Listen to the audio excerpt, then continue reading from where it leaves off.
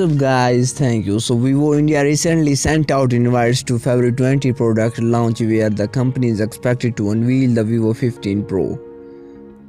The Vivo V15 Pro is expected to feature a pop-up camera and an innovative design style that would see the device come in almost bezel-less. An official-looking promotional poster has now leaked online showing the phone from all angles. The front and rear aspect of the device and of particular interest is the pop-up front camera on the top of the display, just like the of Vivo Nex. The front design looks like the Vivo Nex, just that the Vivo 15 Pro will be cheaper.